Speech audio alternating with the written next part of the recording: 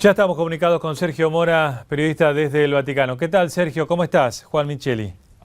Hola, hola Juan, mira aquí con mucha emoción, se empezó ya la cuenta regresiva, la ciudad está ya bastante llena, Vía de la Conciliación en alrededor es peatonalizada, bueno, esperando el domingo que es el día decisivo. Es la canonización de dos papas, Juan XXIII y Juan Pablo II. Sí, y lo llaman la jornada de los cuatro papas, porque además del Papa Francisco, muy probablemente estará Benedicto XVI, o sea, en total serán cuatro papas, un hecho absolutamente inédito en la historia. ¿Y en qué consiste la ceremonia? ¿Qué nos podés contar?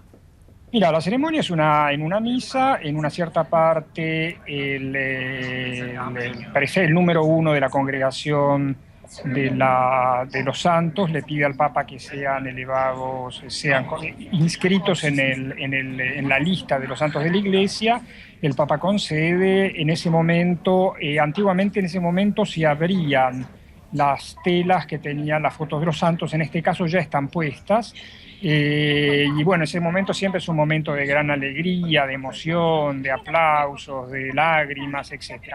O sea, no es una cosa particular la ceremonia en sí, sino la emoción de quienes le son devotos y saben que desde ese momento oficialmente son santos de la Iglesia. Hoy tuvimos entre los diversos briefings uno de Navarro Valls, ex portavoz de Juan Pablo II, que entre otras cosas dijo, no es que la Iglesia los hace santos, ellos eran santos, la Iglesia declara que son, que son santos, pero claro, santos hicieron en la vida. Pero tienen, como pide esta tradición, milagros acreditados cada uno. Sí, en el caso de Juan XXIII, que tuvo el primer milagro para la beatificación, en el caso de la canonización, yo creo que por motivos prácticos, porque sé que presentaron una lista de milagros, etcétera, pero no hubo uno aprobado oficialmente, porque para que sea aprobado tiene que ser muy claro. En el caso de Juan Pablo II pude entrevistar sea al médico que a la doctora, que a la milagrada, digamos, a la que tuvo el milagro, y es realmente impresionante. Tenía 10 días de vida, todos los exámenes dieron que tenía este aneurisma, que ya perdía con pérdidas de sangre en el cerebro, estaba en cama, no sé qué.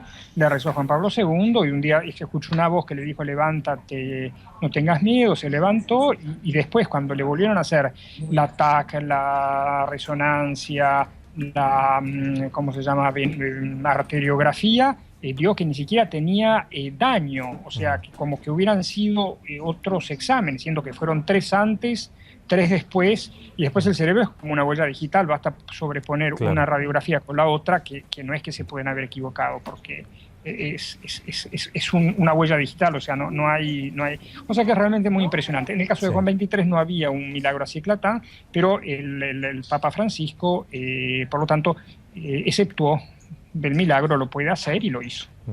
Sergio, finalmente hubo mucha repercusión aquí con el llamado del Papa, el último que hizo en forma personal y privada. Una mujer está saltando, que decía que quería comulgar, que le dijo que comulgue, pero inmediatamente la Iglesia dijo que estos llamados privados no son doctrina para tomarlos para todos. Sí, es un poco como si fuera una confesión, o sea, no es un hecho público, es una cosa privada. Después, nosotros aquí lo que nos basamos fue en una grabación, porque de hecho después las noticias muchos citaban a los otros, pero la fuente primera no era fácil. Después la mujer no es que se acordara todo palabra por palabra, una coma en estos casos de moral y de conciencia puede tener mucha importancia, por lo tanto, sí, para ella sí, pero claramente, bueno, es muy lindo que el Papa le invitó a esta persona a volver a la Iglesia y que le dijo que con ese párroco no había tenido que buscar a otro, etcétera. Pero sí, son llamadas privadas. O sea.